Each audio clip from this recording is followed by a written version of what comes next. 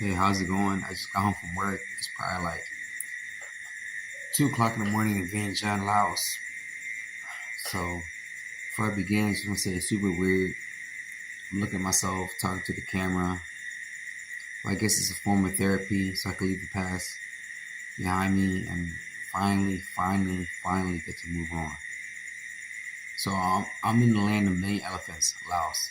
How ironic it is that I have to address the elephant in the room. So, let me begin with my story. My story is like anybody else's story.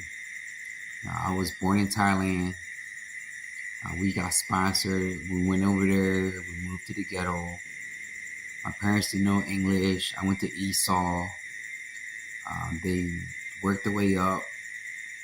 Blueberry fields, restaurants, sewing factories.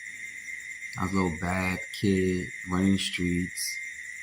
Moved to different parts, West Philly, North Philly.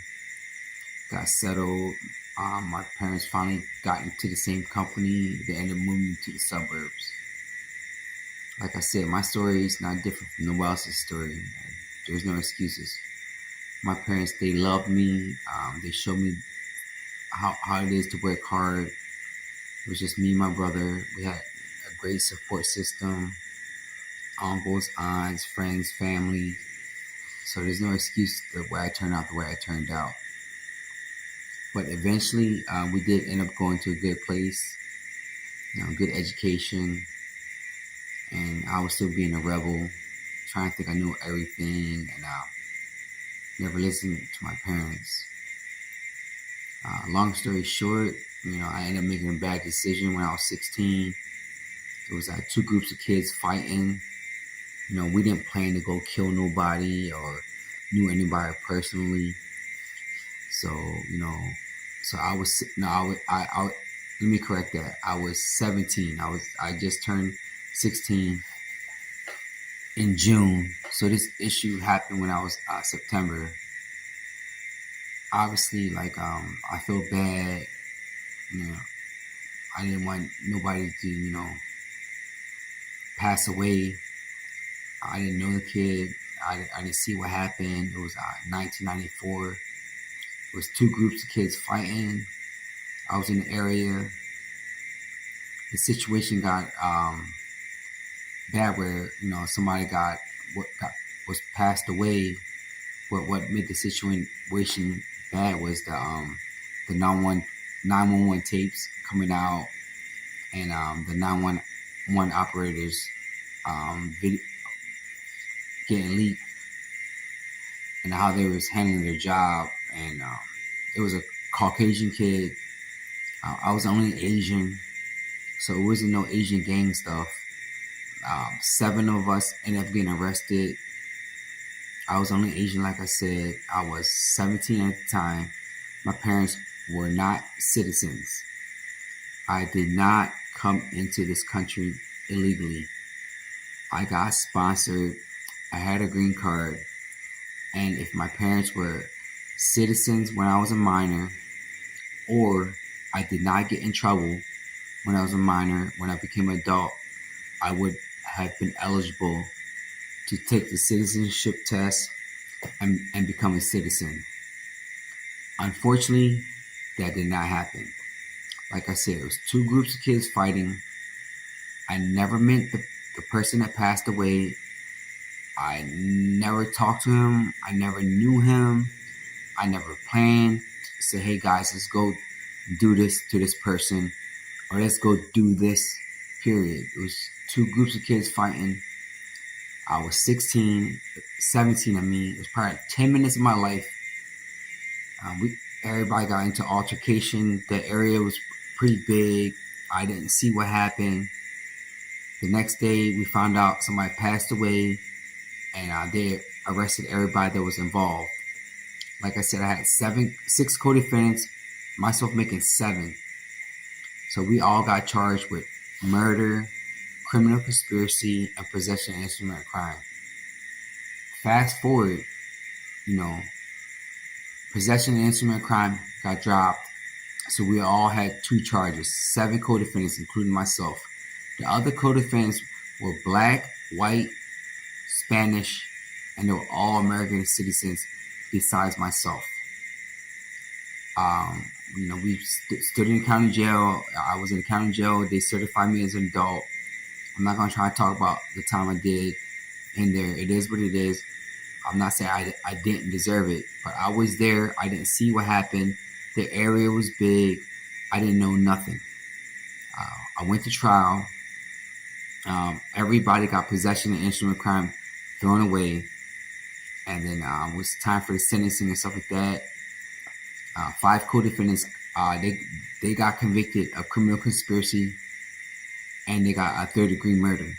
2 of us, myself and an Afro-American, we got convicted of criminal conspiracy.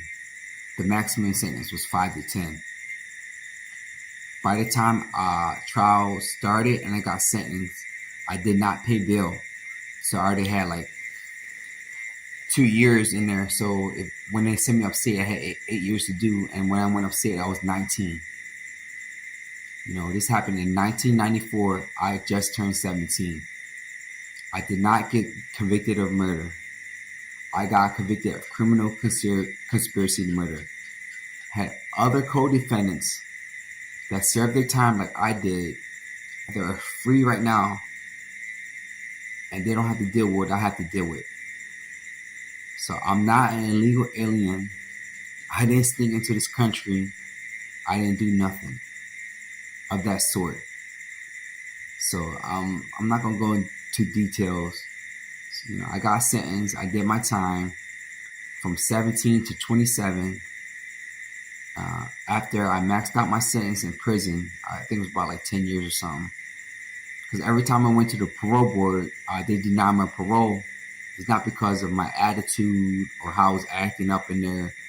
It was just because my case was so high profile that every time we were in front of the parole board, I got denied. So after like 8 years in prison on a 10-year sentence, I was like, I'm just gonna give them everything.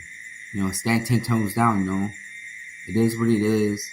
The whole time I was away, I didn't talk to my parents. My mom and dad, they came, my uncles and stuff, they came to see me in the county jail. And, they all, they had this speech, like, my dad and my uncles, they held out my hand. They were like, they touched my hand. They were like, you see how soft your hands is? And they showed me their hands. Their hands are all, rough and callous and stuff like that. They're like, the reason your hands are soft and our hands are hard because we did this so you never have to work like that. And that struck a nerve to me. I was like, wow. And then I went upstate, and my mom and dad came to see me one time, and the visiting was over for like 4:30. And my mom knew that, and she looked at the clock, and she started getting, emotional. I told my parents, like, I don't love them no more. I don't want them to never come see me again. I did this to myself, I didn't mean it, but I couldn't stand, especially my mom. I'm the youngest. I'm the mama's boy, so for her to come up there and like cry. So when I did my whole time, I didn't have no support. I was making 90 cents an hour, 43 cents at maximum. I did all that on my own, on a muscle. It is what it is, I'm not saying I didn't deserve it, but like, as far as my criminal cases, like, I was just there. Something happened. Like, I never was involved. I got the lightest sentence. To this day, they do not know what it is. Like, what's my criminal conspiracy to? Like, if it was to murder, like, how come I didn't get murder time? I only got 5 to 10 criminal conspiracy. So nobody can ever resolve the issue for me. So anyways, fast forward, I was up at State College in Pennsylvania.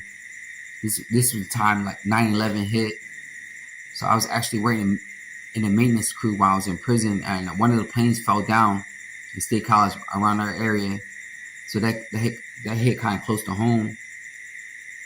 And I was working for all that, and then I fell underneath what they call the Terrorist Act, like somebody's not a citizen or citizenship within the last 10 years, they get looked into. This is 2005. So they considered me a terrorist at the time. I didn't know what that meant. I was a kid. I did my time. And then when I maxed out, the feds came and got me. Immigration came and got me. Back then it wasn't called ICE. It was called INS. They came and got me. They were supposed to take me to Louisiana. But Katrina happened. So instead of going to Louisiana, they took me to York County, Pennsylvania. So I was in York County. I was there for a while. A couple dudes been there longer than me after they did state prison time.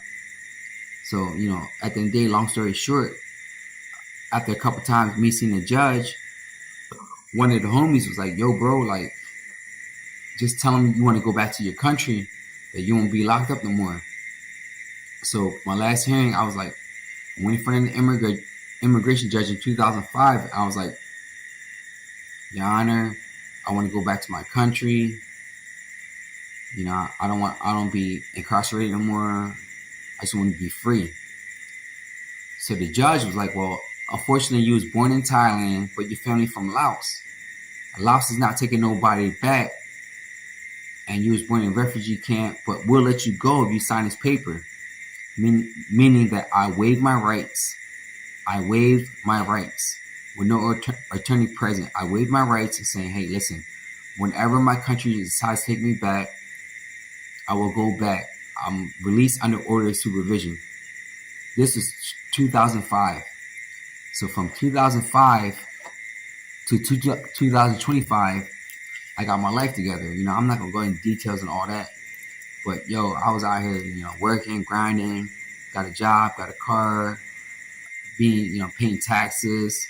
Part of the order of supervision was that I report once a year, let them know where I'm working at, where I'm staying at. And then when Trump became president the first time, he implemented like twice a year. Ever since then, I've been reporting twice a year. So I've been reporting. I never been ducking. I ain't never run from nothing. You know what I mean? I served my time. Since I came home, I ain't getting no trouble, no DUIs, no nothing. You know what I'm saying? And then that's the only criminal conviction I got was as a minor. I got certified as an adult. So in April of 2005, I reported. I thought it was a wrap. Everything on the news. Matter of fact, 2005 was when Laos started taking people back. So everybody in the field got nervous. It's like, yo, they take people back. Are you reporting? You're not reporting. So I had to report in April. I was like, I ain't running from nothing. I'll go report. It is what it is. They're going to take me back. So 2005, in April, we had a big ass party. Going wage on. For me, I thought it was a wrap. I went in and reported. They're like, oh, you good, you straight. Come back in October. That's my mom's birthday. So I'm like, oh, cool. I'm good. I let the homies know, like, yo, I'm good. Whatever they talk about is nonsense. So, I got comfortable. I let everything down. Let my guard down, whatever the case may be. Fast forward, July 25th, 2025, 5:50 in the morning. I'm on my way to work. I gotta be there like 6:15. I live in South Philly. I work in Southwest Philly. I'm walking to the car. Two blacked out SUVs, like 7. I didn't know at the time were ICE agents. They hopped out on me, asked me for my ID, this and third. I thought it was a misunderstanding. Like, I ain't do nothing wrong. I'm in my work gear. They pulled up. They checked my ID, put me in cuffs. And then they finally showed me the badge, like the ICE. I'm like, oh shit, like, it's over. You know what I mean? So they took me down, fingerprinted me, and y'all probably seen the mugshot. It's over in the news. They keep on playing it like July, and they played it again recently in America. Make it seem like I'm the worst of the worst. I was here illegally. ICE finally did a job, like I was on a run for 30 years. Now I'm trying to tell y'all, it ain't go down like that. You know what I mean? That July 25th, 2025, they gripped me up early in the morning, like 5:50 in the morning. I always remember I mean, so they took me down, fingerprinted me, shackled me, downtown Philly. So I was the only Asian boy in there. So I was in there. And they told me I was gonna stay for the weekend at the center. Like they had like some veg on around the way. I was till Monday till they shipped me upstate. So I was there all day, shackled. It was cold, sleeping on a cement bench, nothing to eat. You know what I mean? And then all these Spanish boys started coming in. I'm not gonna say they're all Mexican, but they was from like down south, like Central America, South America, or whatever the case may be. Once the whole and some shorties put up too, they put them in different holding cells, but it was all Spanish. So later on that night, they're like, "Yo, we're about to take you upstate. We got enough to fit a van." I mean, so they took me upstate to the detention center. So I went to the detention center in Pittsburgh, like around the area. It's probably like 4 or 5 hours from Philly, but closer to Ohio. It's called Moshannon Valley. I was in there, and that joint was like heavy with the gang, MS-13, whatever the rivals, 18th Street. I don't know, bro. I'm from Philly, so Chinese bulls, Vietnamese bulls, like 1 or 2 Cambodians, and I probably was like, I think I was the only Laos boy in there. It was my first time sleeping in a dorm. It was like 58 of us in there. So when I got there, everybody was like, "Yeah, you know, you're gonna be here for like at least 3 months." Lawyers was hitting us up, trying to say like, you know, they could do whatever, habeas corpus, whatever, but everything costs a couple dollars, like $5K, $10K. Some dudes even spent like $20K, still ended up getting deported. You know what I mean? I was there. It was wild. You know what I mean? Like, funny stories. Like, we was picking teams for basketball. So I had Chinese bulls, this and third. It's like, remember in elementary school, like who gets picked, this and third. So yeah, I bought a little bit. You know what I mean? So like, they was picking teams, and like the Chinese bulls was going first. I'm like, yo, that's weird. Like, why the Chinese bulls going first? You know what I'm saying? And then they had dudes in there. They look like LeBron James, like African bulls from Liberia, wherever the case may be. You know what I'm saying? They like 6'8", chiseled up. I'm like, bro, these dudes, they could probably hoop, but they ended up getting picked last. So we started balling and stuff like that. Now I understand why they got picked last. Like, them dudes out there, they ain't never touched a basketball in their life. You know what I'm saying? They out there looking like the little floaty Johns in front of the car dealerships and the mattress. The rim right there, they could probably reach up and touch the rim. It was Brick City all day. They was drawn. You know what I mean? So I'm like, yo, these bulls are unathletic. Like, they super in shape. They can't even ball like that. You know what I'm saying?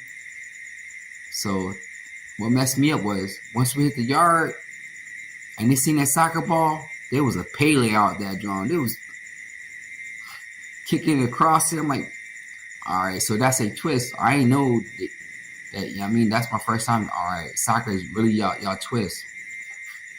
But yeah, I was in there.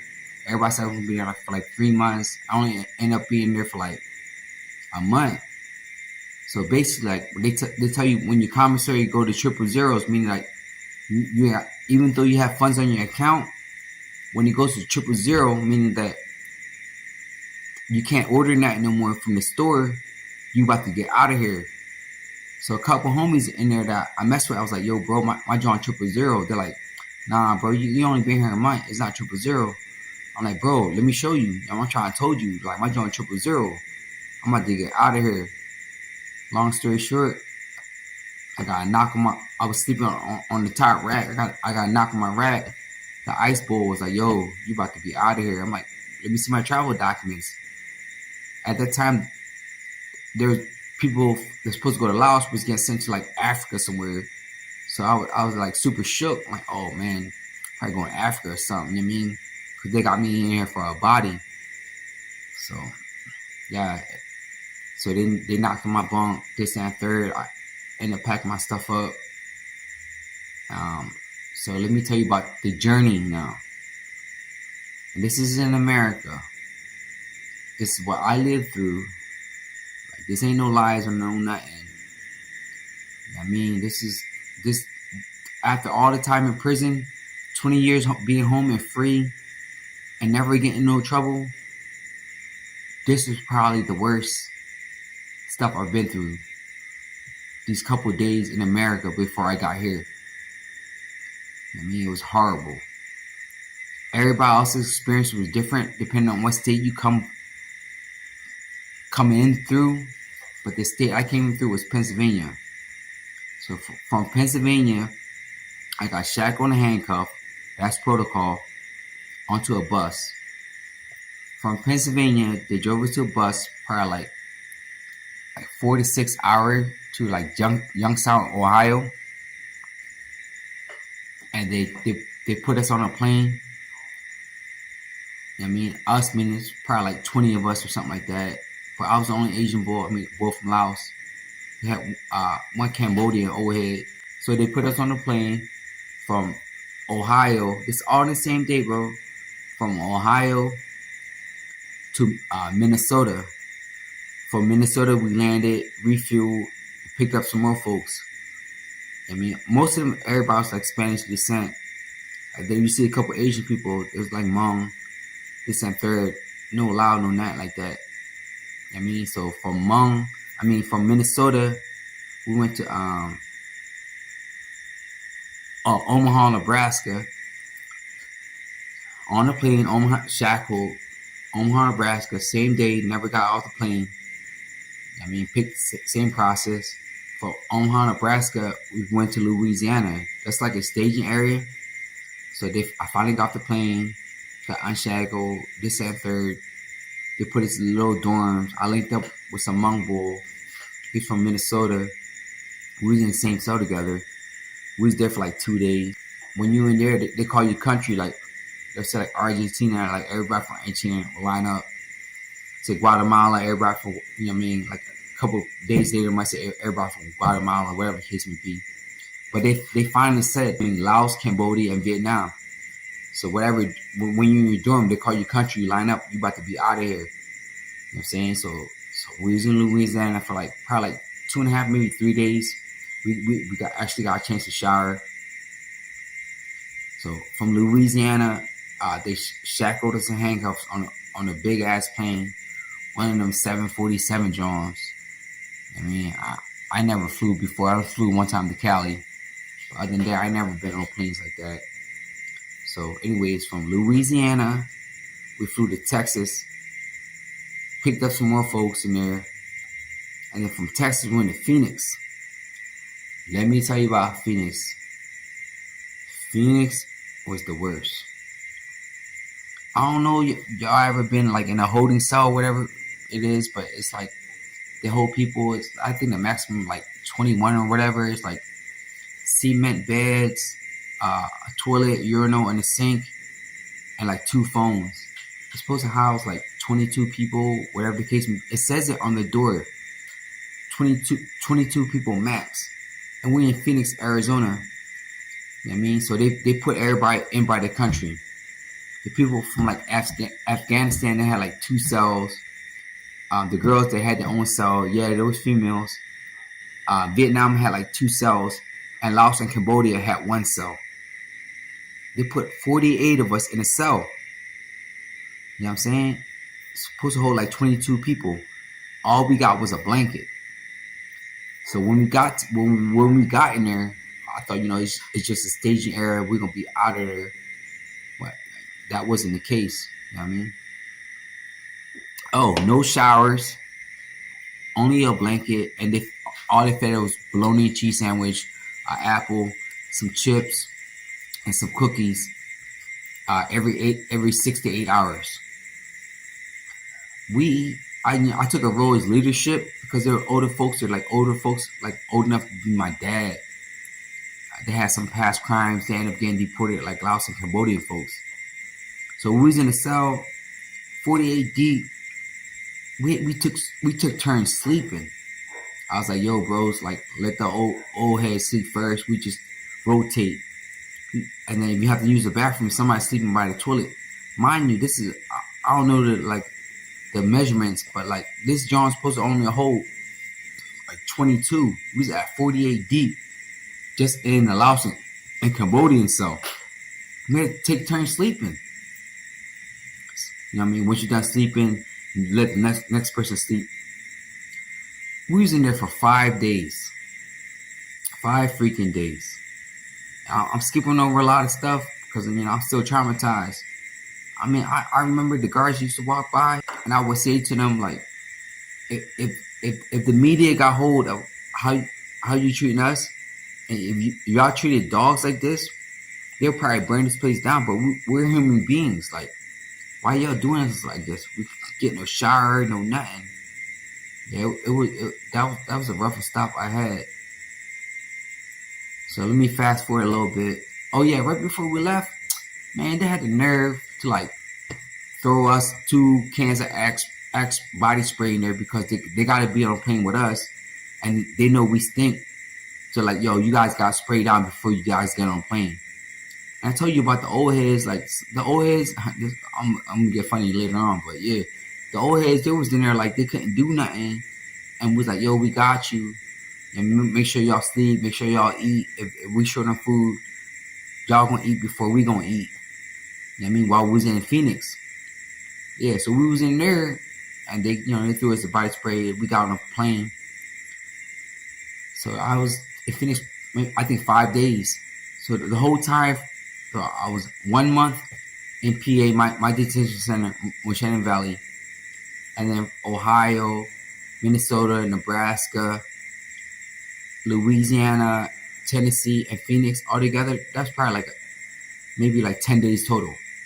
And then the 1 month I was in Shannon Valley, Pennsylvania. So that's probably about 6 weeks from July 25th. So yeah, we finally get on a plane. It was a 777 Boeing. It had 250. We don't say what it said, deportees, like returnees. We had 250 returnees going back to the country, and it was probably like 20 or 30 total, like ICE agents and air marshals on the plane with us. The whole time we were on the plane, and this is a fact, we were shackled and handcuffed. The whole time we were on the plane. Every time we drank, we had to hold the bottle of water like this because we're handcuffed. When we went to the bathroom, they will escort us to the bathroom and they'll ask us if we want to do a number 1 or number 2. If we say number 2, they'll ask us what hand we're, left-handed or right-handed, and they'll uncuff that hand. They'll stand outside when we handle our business. We were on the plane for 2.5 days, shackled from head to toe, really dope. You know what I'm saying?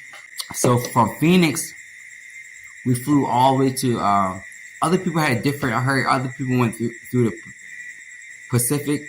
We went through the Atlantic. So from Phoenix, we flew all the way to DC. Flew to DC, that's close to the crib. I'm like, yo, I might, they might let me out. I flew right down 95 North. Nah, so we flew there. They let one bull go because his lawyer put some injunction in, whatever the case may be. We just refueled, and then from Philly we flew to I think London. Then from London we flew someplace in the Middle East. No, Eastern European country. Filled up there. Then we went to Qatar, filled up there, and then Qatar we went to that's where we started dropping people off. We did Afghanistan, Nepal, Bangladesh, Cambodia. They only had 10 people. Laos was us. I think it was 48. And after Laos was Vietnam. But before we landed, as soon as we get close to the country, you about to get on, all the ICE agents, all the air marshals, they'll scramble up and quickly unhandcuff you and unshackle you. So when you get off the plane, your country didn't see that America was treating like that. So when we finally got to Laos, they were like, yeah, we're gonna unhandcuff you and we're gonna let you go. So yeah, we finally got to Laos. When we got out of Laos, like I said, unhandcuffed us, unshackled us after 2.5 days. We got off the plane. The military and I guess the cops from Laos was there to like greet us, whatever the case may be, to like exchange custodies, whatever. Yeah, so from Laos we went to a camp. I think we were considered like the 4th or 5th wave of like returnees. So we were in the camp, and other people, I heard different stories because I met the homies. Like some people said they've been in the camp for like a different camp, maybe like 2 or 3 months, whatever the case may be. But like I said, I'm here to tell you my journey. So myself, and people in my group, the 48, we're in the camp for like 12 days. Now, I guess they refine the process and try to expedite everybody getting out of there because they know there's more people coming in after us. As soon as we got out the plane in Laos, we spoke to anybody in Laos from the country of Laos. They were like, "Yo, we're glad to have you here. You're born again. Let your past be your past." That was like a breath of fresh air. You know what I'm saying? We got to the camp. We did a little 12 days. It's nothing major. They fed us good. Great Laos food. The only thing, like, we could leave the camp. They didn't want us to like get off the plane and like hit the streets. Immediately. So it's kind of like an in between area. And if you have family members, they'll come and sponsor you out. If you don't, they'll find you a sponsor. But at the end of the day, you're gonna get out, so you're not gonna be in there forever. Luckily, like I said, I got my dad's little brother, my uncle. He lives in Vientiane. He came and scooped me up. And ever since then, I've been doing my thing. Like, I know I'm skipping a lot of details and stuff, but I just want to tell like my side of the story. Everybody been asking, stuffing, whatever here and there. Like, can't nobody speak for me but me, so I got my own platform. You know what I mean? Like, I thought I left all this behind me. I was a changed person. I thought America was a land of second opportunity. I made a mistake when I was young. 1994. It's 2025. I'm old already. Like, I done changed my life. I ain't getting into no bull crap or whatever the case may be. I thought all this was behind me. So now I'm in the country. My language ain't that good. I'm around other returnees, but they're not from my city. The whole swagger drip is different from me. So I'm trying to get accustomed to Laos. I'm trying to get accustomed to them. But I'm still always gonna be me. I'm glad for all y'all support, y'all listening. I know I didn't give a lot of details. Oh, let me tell you a funny story too, though, right?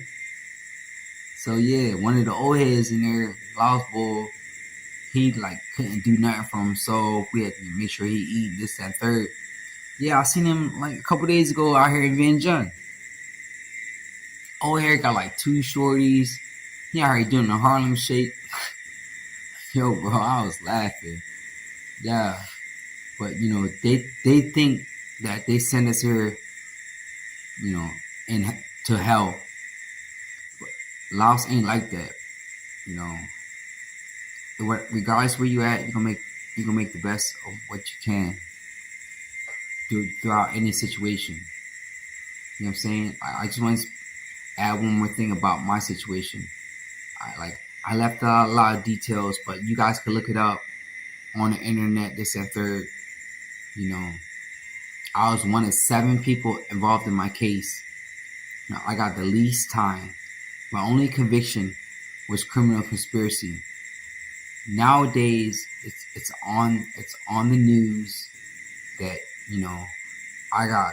I'm a convicted murderer, conspiracy to murder of a 16-year-old kid from 1994. But if you do the math, I was 15. They portrayed it like I killed somebody at my age, 48 years old, and I killed a 16-year-old. That's not the case.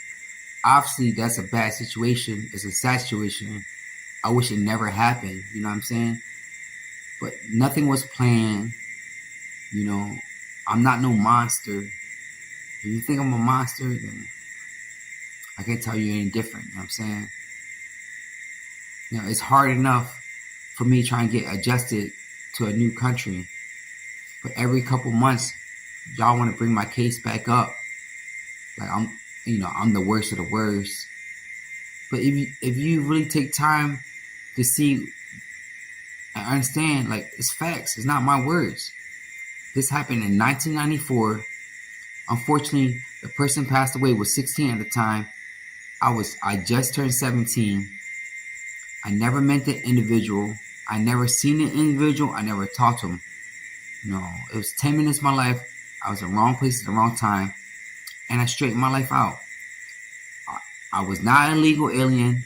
I wasn't on the run for ICE for 30 years, and they did a great job in 2025, and they finally apprehended me. No. After my release from prison in 2005, I went and reported once, sometimes twice a year, to let them know where I stay at, where I work at. And unfortunately, 2025, Laos started taking people back. You know, I already signed that. So, you know, I got to stand up on it. You know what I mean? And that's the facts. You know what I'm saying? It's bad enough I got to adjust to this country. I don't want nobody to feel sorry for me. But then I got to still deal with my past. You know what I mean? There's people that been convicted of, in my case, that's walking in America free right now. But they're American citizens. They don't have to deal with what I have to deal with all the time. It ain't what I'm dealing with myself personally. You know, my mom and dad still got to deal with. I haven't lived with my mom and dad since I came home. When I came home, I was out on my own. I had my own house, my own car. I was working. I stayed out of trouble for 20 years after I came home from prison. Y'all can check all that up. I wasn't running streets. I wasn't doing nothing. You know what I'm saying? I don't want nobody to feel sorry for me. I'm just trying to share my journey with y'all. You know, I hope y'all understand and respect everything.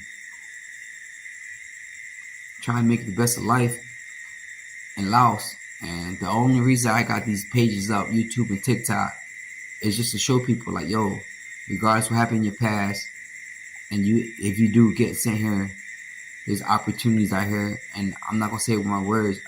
If y'all follow my story and y'all walk with me, y'all can see, like, you know, I'm really making moves out here.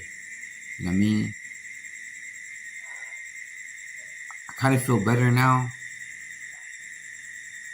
but it's still out of my mind. Like, today I was stressed out, just seeing everything and hearing all the noise. But I'm glad, you know, I got a platform. You know, I know it's going to be a lot of negative comments, and people don't think I deserve what I deserve. If y'all really think I deserve to die for something I did when I was 16, I can't even tell you nothing different. You know what I'm saying?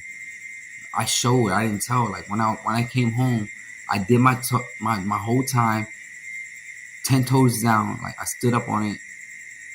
You know what I mean? And when I came home, I showed. Like, yo, I ain't getting to nothing. I guess I'm just a pawn in this game, you know.